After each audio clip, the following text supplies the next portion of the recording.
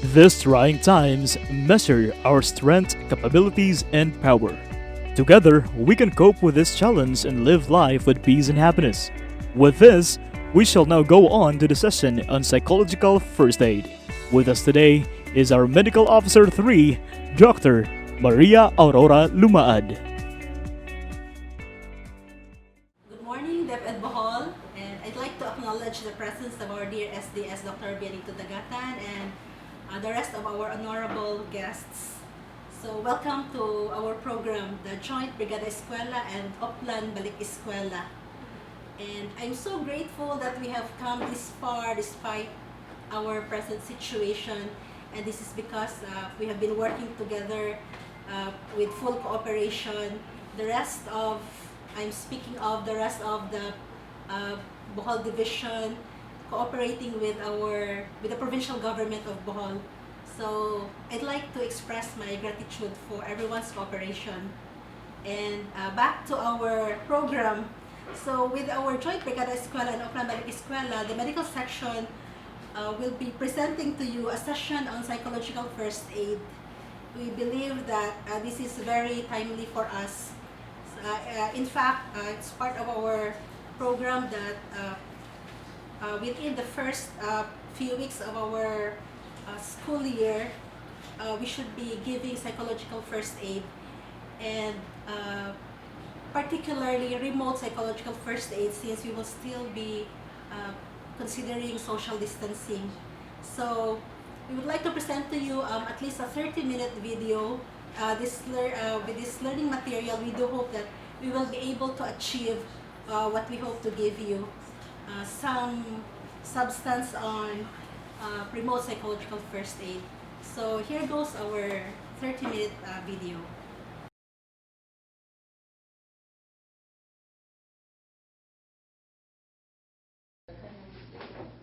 Good day, everyone.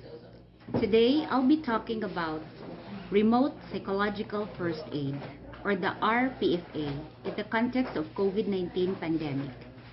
But I will start with an overview of what PFA is. PFA is a method that can be described as a humane, supportive response to a person who has been recently exposed to a serious crisis event like this COVID-19 pandemic, and may have caused the person to become distressed or to suffer, and now needing your help. It is about assessing their needs and helping people address those basic needs like food, water, shelter, health services, understandable and correct information about the event and loved ones. The advent of COVID, the lockdowns, left many people to lose their jobs, their homes, belongings, may have lost their loved ones, or may be separated from their family, like in the case of our LSIs, or locally stranded individuals. PFA also provides people with validated information in order not to cause unnecessary fear and panic that fuel depression. But take note, you only have to say what you know. Don't make up things you don't know, and do not ever give false assurances, like when you say that the virus has no big deal at all, and there's nothing to be worried about. PFA is also about helping people get access or connect to services and physical and emotional social support. Meaning, the PFA provider must also know his limits.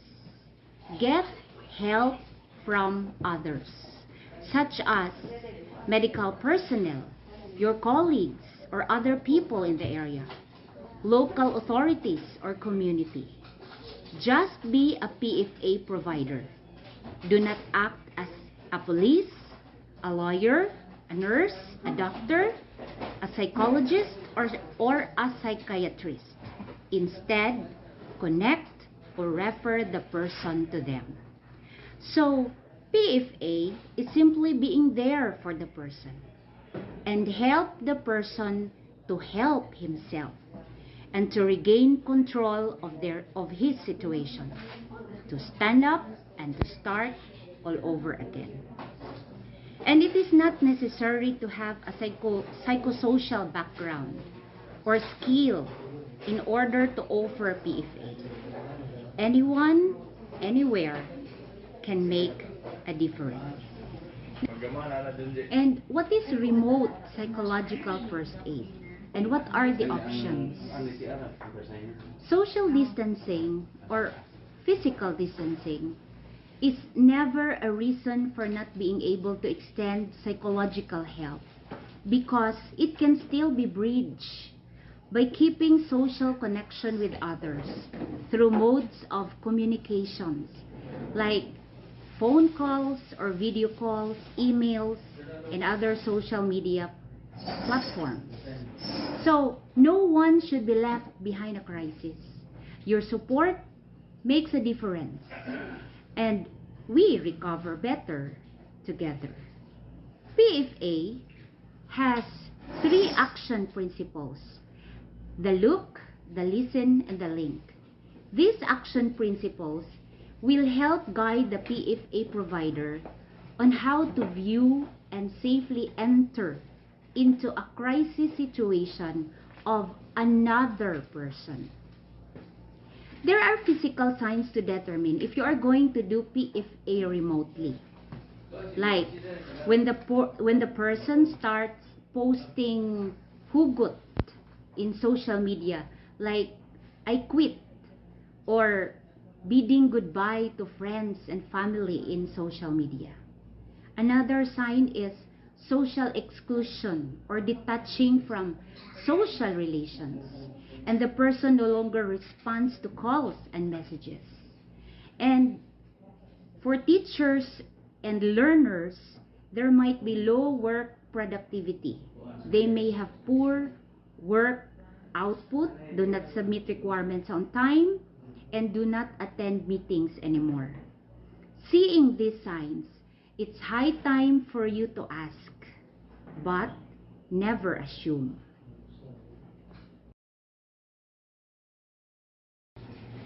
Isa sa mga pwedeng makahatag sa psychological first aid mao ang mga magtutudlo o guidance counselor sa mga eskwelahan.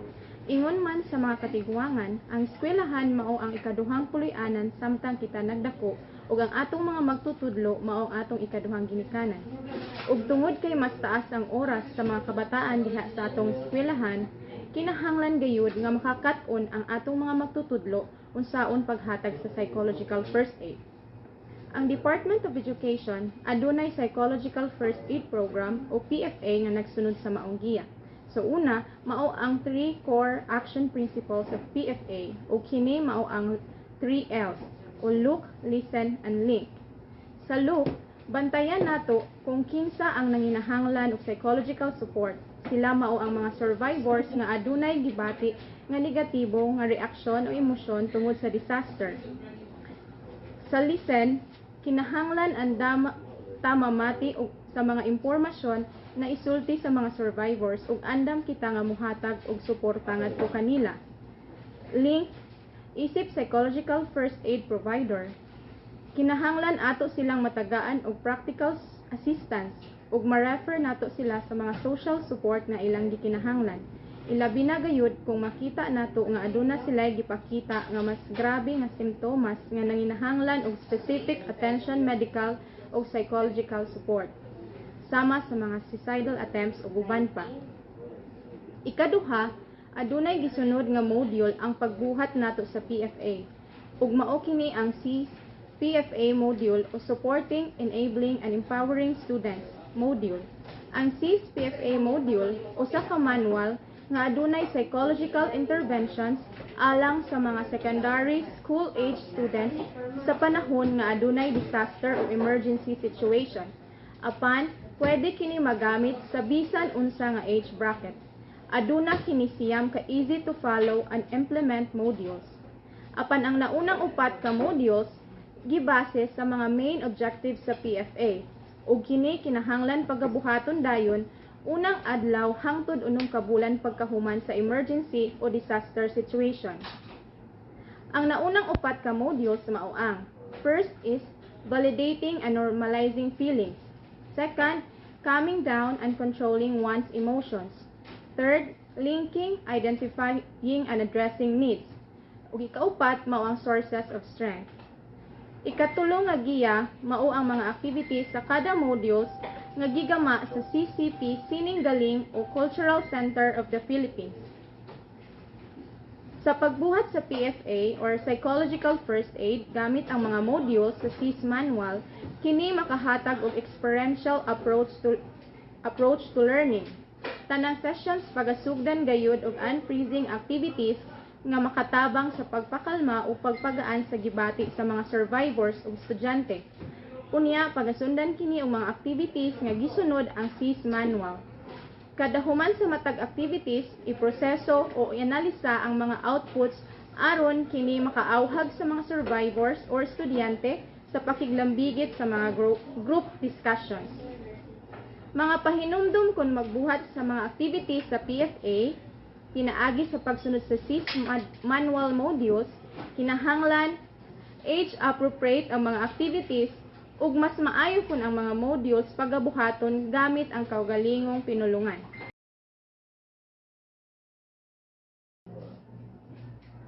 Ang mga mosunod nga activities mao ang mga activities nga naa sa CIS PFA module.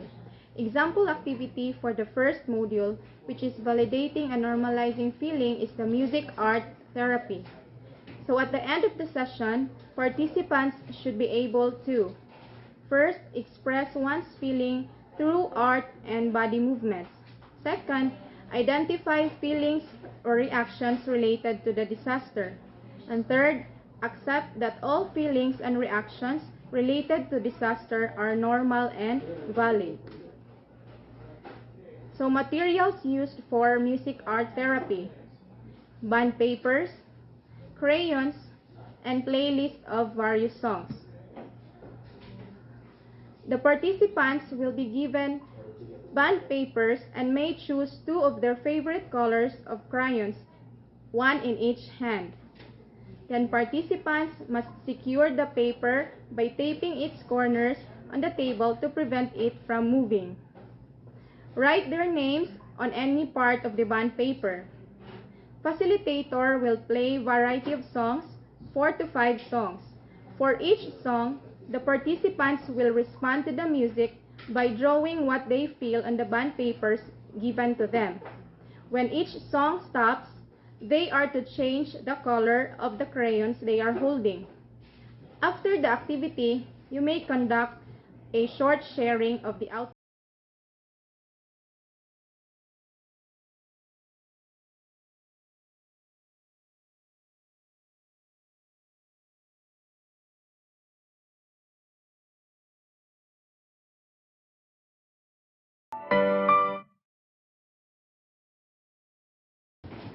Sa panahon nga adunay emergency situation, dili kalikayan nga mabati nato ang negatibo o abnormal nga emotion or reaction sama sa pagkasuko, pagkahadlok, pagkaguol ug uban pa. Apan atong hinumduman nga ang mga abnormal nga pagbati, normal kini nga reaksyon sa abnormal nga sitwasyon. Mao nga importante gayud nga makakat-on kita sa mga positibo nga paagi sa pagkontrol sa atong emosyon. Usa ka paagi mao ang pagbuhat sa breathing exercise. So this is an example on how to perform breathing exercise. Let us begin by counting 1 to 10. I will count out loud while you silently do it. While I count, close your eyes. Relax your body, be mindful with your breathing pattern, and start breathing in through your nose and breathe out through your mouth. 1. Breathe in, breathe out. 2. Breathe in, breathe out. 3. Breathe in, breathe out. 4. Breathe in, breathe out. 5. Breathe in, breathe out. 6. Breathe in, breathe out. 7. Breathe in, breathe out. 8. Breathe in, breathe out. 9. Breathe in, breathe out. 10. Breathe in, breathe out. Let us continue the breathing exercise by raising your arms over your head. Breathe in carefully and breathe out and make a circle as your hands meet in front of your legs. Do this 2 more times. Focus on your breathing and keep breathing in and out. Breathe in, breathe out. Breathe in, breathe out. For now, let's incorporate some body movements while doing the breathing exercise. Now, person B, take a look at person A. Person A, slowly move your arms in any manner for as long as the movement is slow and easy to follow. Person B, follow what person A is doing. Do the motion 2 times.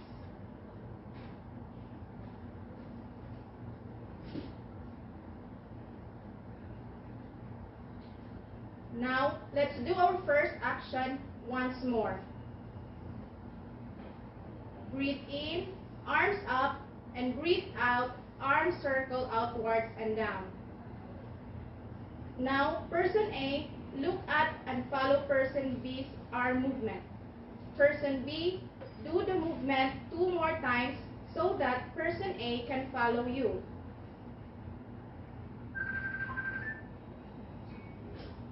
Now, let's do our second action once more. Breathe in, arms up, and breathe out, arms circle outwards and down. Person A and B, focus and concentrate. Now place your hands on your waist and do hip rotations clockwise. Do it 8 counts. Keep breathing as you rotate and as I count from 1 to 8. 1, 2, 3, 4, 5, 6, 7, 8. Now, do the same movement using the counterclockwise direction. Keep breathing as you rotate and as I count 1 to 8. 1, 2, 3, 4, 5, 6, 7, 8. Person A, do slow left leg movement that person B can follow. Do it 3 more times with your partner. Remember to focus on your breathing.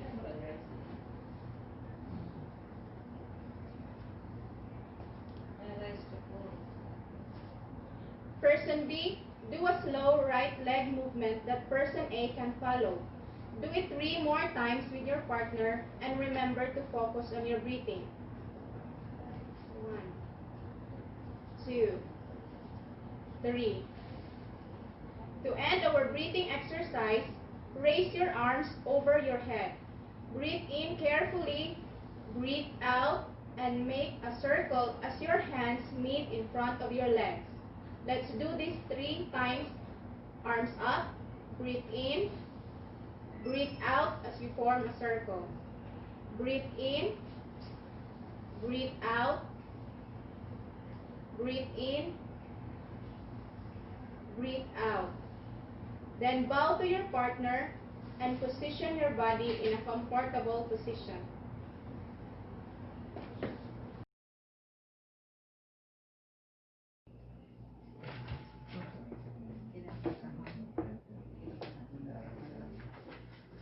The third action principle of the remote psychological first aid is the linking, addressing and identifying needs. Some of the effects of COVID-19 pandemic are the abuses to adolescents, or to intimate partners. So if there are signs of physical, sexual, or emotional maltreatment, refer.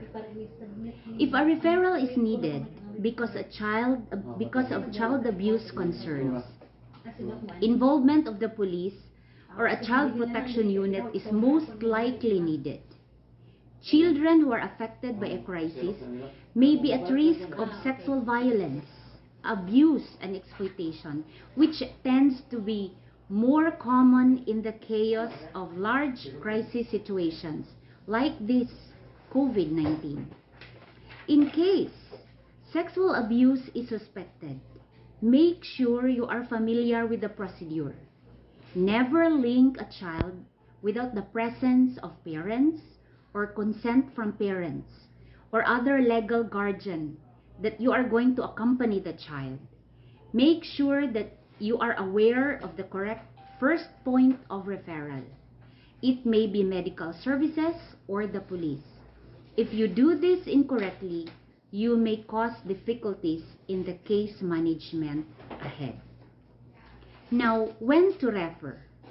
First, refer when the person has been experiencing insomnia or not been sleeping for many days or had nightmares and is confused and disoriented that he does not even know his name, where he is from, or what happened, because crisis events often disrupt their familiar world.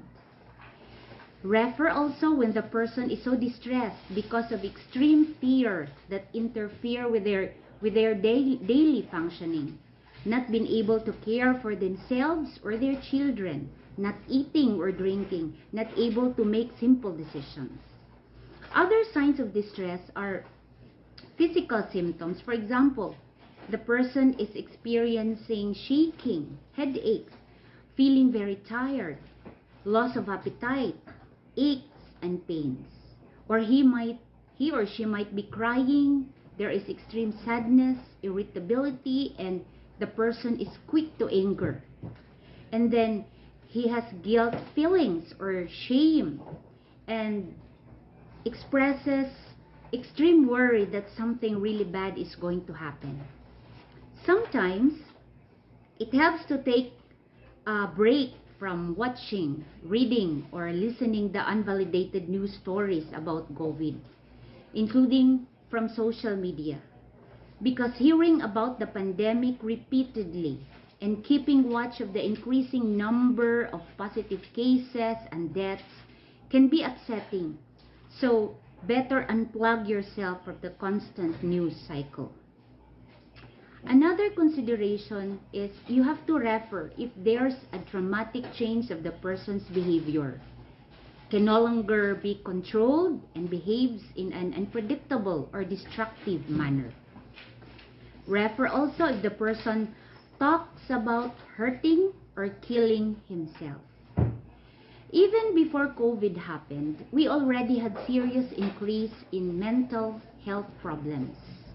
A survey among adolescents between 13 to 17 years old shows that 11.3% have seriously considered suicide.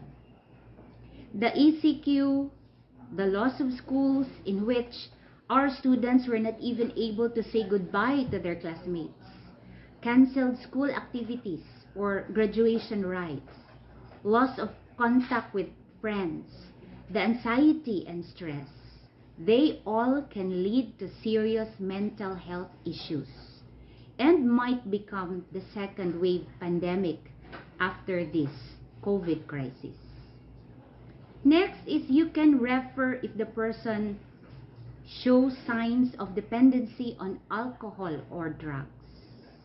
Next is you refer if the person has been living with mental disorders or has already been taking medications prior to the situation.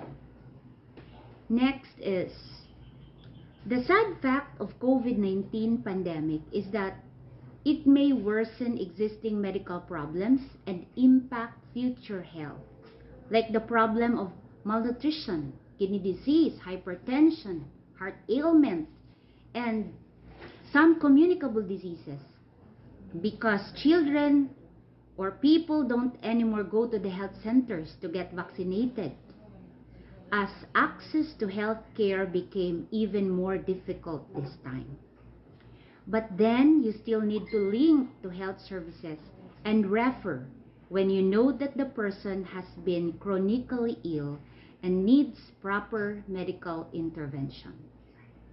Link also if someone has experienced severe mental health problems in the past and starts to show signs of recurrence, like if he's experiencing hallucinations or delusions, meaning when you notice that the person is now creating a new world in his imagination.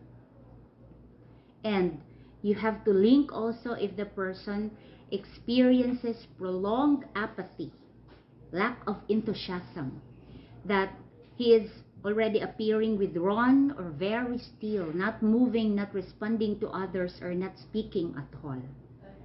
It has been shown that people who feel they had good social support after a crisis cope better than those who feel they were not well supported. Because of this, connecting or linking with their loved ones and social support makes a vital part of psychological first aid. Examples of different agencies and organizations in our setup or in our province that are readily available to support people in need of help include the PNP or the Philippine National Police. We also have the mental health specialized services of Pagpakabuhi, a team of caring and dedicated volunteers working together to promote mental health and well-being, and you have their numbers. We have the Bohol Suicide Prevention and Emotional Crisis Hotlines. We also have a psychiatrist who offers free tele-counseling appointments for Boholanos. And then you can also follow some FB accounts in which you can receive free daily quotes, uplifting quotes to help the person overcome depression. You can also call Tertiary 117. And for more information about COVID-19, right from the horse's mouth, you can follow the FB account of our governor and the FB account of the provincial government of Bohol. And we also have the FB account of the Department of Health and the World Health Organization. You can also open the link of DepEd Bohol Core. You can find important information about COVID there. After referring, it's time to end the conversation. Of course, your help does not end there. If appropriate, explain to the person that you are leaving, and if someone else will be helping them from that point on, try and introduce them to that person. If you have linked the person with other services, let him know what to expect and be sure they have the details to follow. And no matter what your experience has been with that person, you can still say goodbye in a positive way by wishing them well. Agree if a follow-up conversation is needed. And end the call by thanking for the conversation. So by connecting linkages, we don't have to face COVID alone. We are in this together.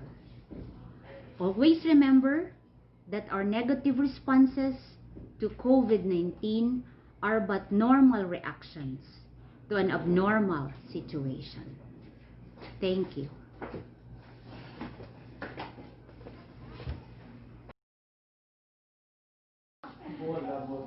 So the fourth module sa CIS manual is the sources of strength. So this part of the module aims to encourage the survivors to revisit their strengths in order to support the self-efficacy to deal with the situation. This is to reiterate that they are not alone in the struggle and they have multiple sources of strength. So the objectives of the activity, this aims to identify personal, social, and emotional strength in, during, and in the aftermath of disaster or stressful situation. So example activity for the sources of strength is the t-shirt art. For the t-shirt art mechanics, have the participants cut the bond papers to make their own me t-shirt that best answers who they are and what they want. For each corner of the shirt, they will answer the following using illustrations. So for the upper center, write your name or nickname. Upper right, 3 favorite things. Upper left, 3 positive traits. Lower center, 3 things they value. And lower right, 3 talents. And lower left, 3 learnings or dreams. Then after that, you may proceed to group sharing. So after the activity, as facilitators, we must have to encourage the survivors or the students of to revisit their strength in order to support self-efficacy to deal with the situation and to reiterate that they are not alone in the struggle and they have multiple sources of strength. So other possible activities that we can do in the 4th module includes lifeline, personal declaration, or magluto tayo.